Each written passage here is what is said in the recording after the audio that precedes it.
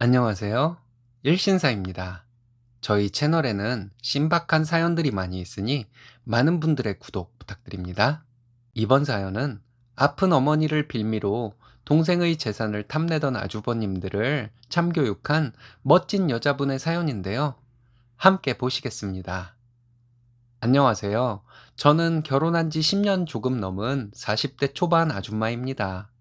배우자가 바람난 사연, 시집살이 처가살이로 힘들다는 사연들이 참 많지만 집안의 얼마 안 되는 재산 때문에 형제끼리 싸우는 내용의 사연들도 꽤 많이 본 것 같습니다. 나이를 먹어가면서 주변 사람들 얘기를 들어보면 장례식장에서 부모의 유산 가지고 큰 소리가 나는 것은 예사라 하고, 저도 장례식장에 많이 가본 것은 아니지만 실제로 장례식장에서 형제 간의 싸움이 나는 것을 몇 번 본 적이 있었습니다. 저희 남편 형제들도 비슷한 상황이에요. 우리만 그런 것인가 해서 친구들이나 지인들에게 물어보니 부모님 형제들 간에 사이 좋은 집이 별로 없더군요. 언젠가부터는 당연하다는 듯이. 그래서 자기네는 아버님이 형제분들과 연락하고 사셔? 하고 물으면 당연히 왕래 없이 살지 하는 대답이 돌아오더군요. 제가 주변에 형제끼리 정말 사이가 좋은 집을 본 적이 딱 한 번 있는데, 어렸을 때 저희 옆집 살던 아줌마네예요.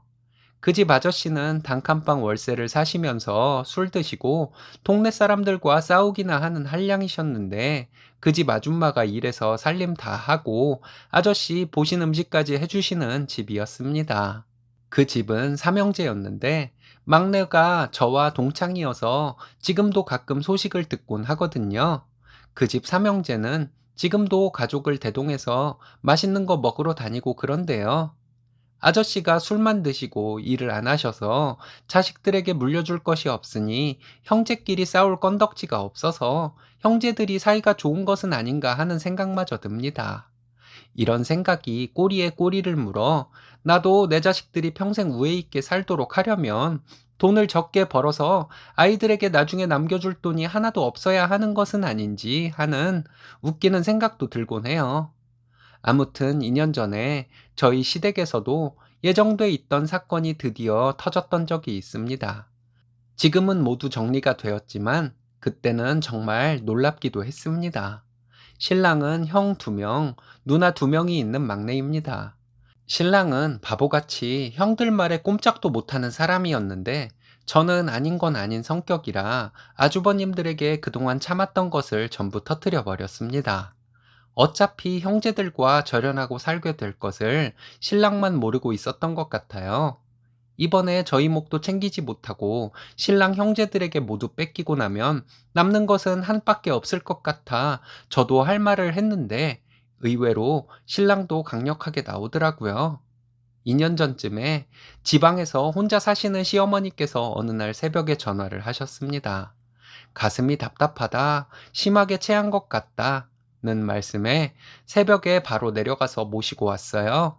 신랑은 조금 늦게 출근을 하고 저 혼자서 어머니의 보호자로 병원에서 여러 가지 검사를 받았는데 심근경색이라고 하더라고요. 심각할 정도로 심장의 조직이 상했다고 대학병원에서 수술을 해야 한다는 의사의 말에 많이 놀라 경황이 없었습니다.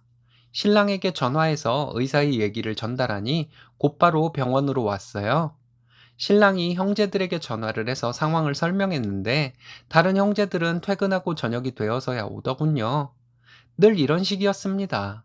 어머님은 늘 막내만 찾으셨어요.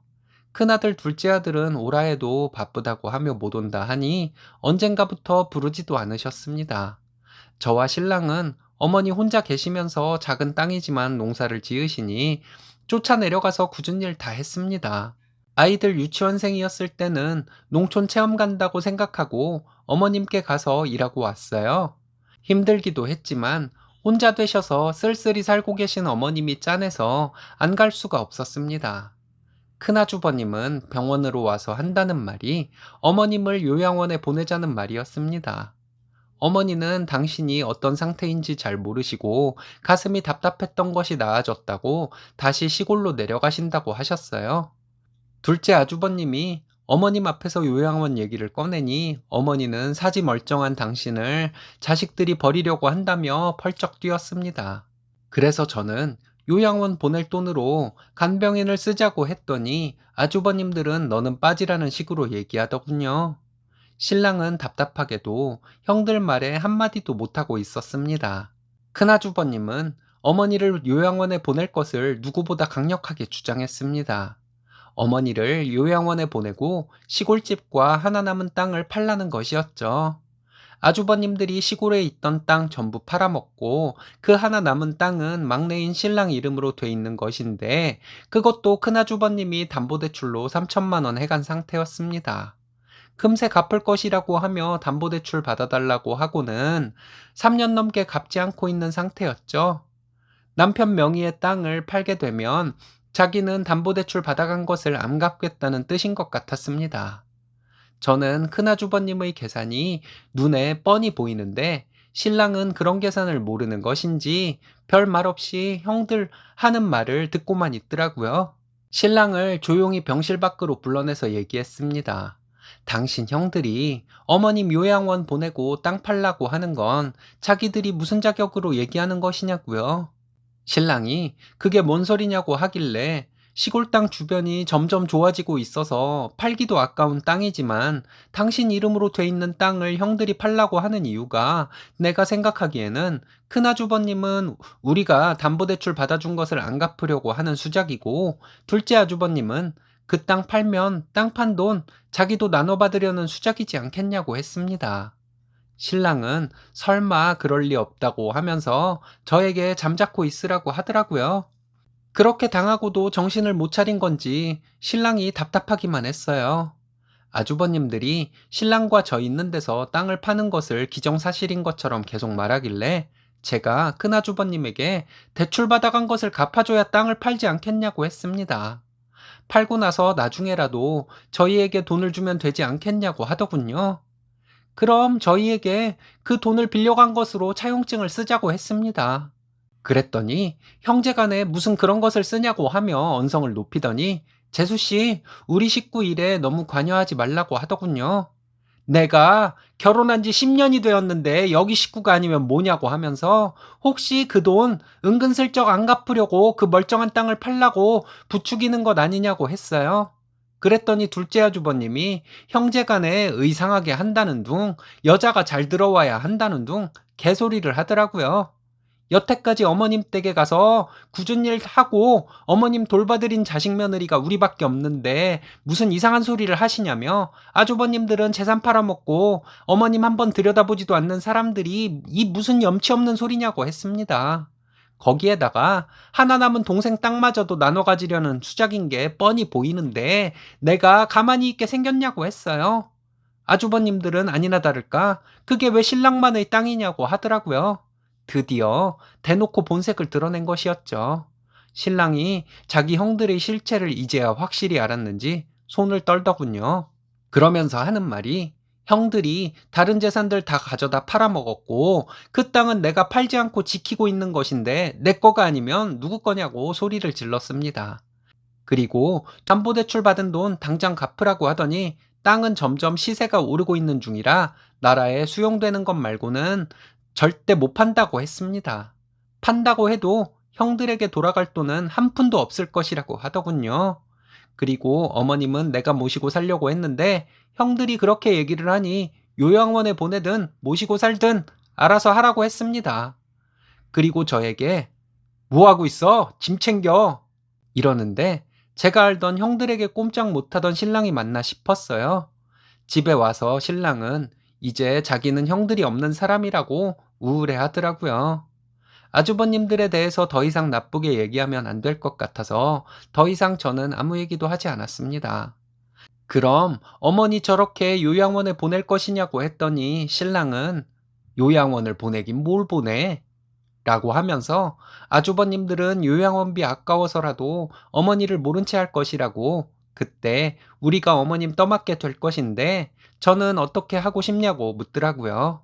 저는 안 그래도 모시겠다고 했는데 뭘 묻냐고 했더니 신랑은 고맙다며 제 다리를 붙잡고 울었습니다. 다음 날서부터 아주버님들에게 전화가 오는데 신랑은 우리더러 빠지라고 했으니 우린 빠질 것이다. 대출금이나 갚아라. 이 말만 계속했답니다. 그랬더니 며칠 전화가 오다가 아주버님들은 전화도 없고 어머님도 나몰라라 했습니다. 저와 신랑이 번갈아 가면서 어머님 병수발 들었어요. 시술 받으시고 저희가 어머님 모시고 살고 있습니다. 처음에 의사가 어머님 상태가 많이 안 좋은 것처럼 얘기했었는데 대학병원으로 가서 다시 검사해 보니 스텐스 시술 받고 경과를 지켜보자고 하더라고요. 시술 받고 어머님은 한동안 많이 피곤해 하셨는데 점점 좋아지시고 현재는 일상생활 하는데 무리는 없습니다. 둘째 아주버님은 그 이후에 연락 없이 살고 있고요. 큰 아주버님에게 시골 땅 담보대출 갚으라고 주기적으로 신랑이 독촉하고 있어요. 대출이자는 큰아주버님이 내고 있고요. 큰아주버님이 대출금을 갚을지도 불분명하긴 해요. 큰아주버님이 나몰라라 하면 신랑과 저도 어쩔 수 없으니까요. 신랑은 큰아주버님이 대출금을 갚는 순간 절연하겠다고 하고 있습니다. 아주버님들이 어머님을 뵈러 오겠다고 하지도 않지만 온다고 해도 저희가 못 오게 할 것이고요. 돈에 눈이 멀어서 어머님을 요양원으로 빼돌리고 동생 땅까지 나눠 먹으려고 들었던 사람들을 어떻게 신성한 저희 집에 들일 수가 있겠어요? 가끔 신랑과 이런저런 얘기를 합니다. 만약에 시부모님이 아무런 재산도 없는 분들이셨다면 신랑 형제들이 이렇게 되었을까 하는 것 말이에요. 일평생 아끼고 사시면서 땅 조금씩 사시는 재미로 사셨던 분들인데 그렇게 하신 것이 잘못은 아니겠죠. 아주버님들이 인간이 덜 된 것이겠죠. 집안일이라 창피해서 어디 가서 말도 못하고 익명의 힘을 빌려 이렇게 사연을 보냅니다. 이렇게 털어놓으니 시원하네요. 이후에 무슨 사건 생기면 후기 보낼게요. 감사합니다. 큰 돈이 걸리면 나쁜 놈 되더라도 돈부터 먹고 보자고 덤비는 것이 인간의 본성일까요? 돈과 권력에는 부모 형제도 없다는 말이 헛말은 아닌 것 같아 씁쓸하네요. 여러분들 형제들은 어떠신가요? 오늘의 사연은 여기까지입니다. 재밌으셨다면 좋아요, 구독 부탁드려요. 일신사는 여러분들의 사연으로 제작됩니다. 많은 사연 제보 바랍니다. 여러분들의 사연은 아래 메일 주소로 부탁드려요.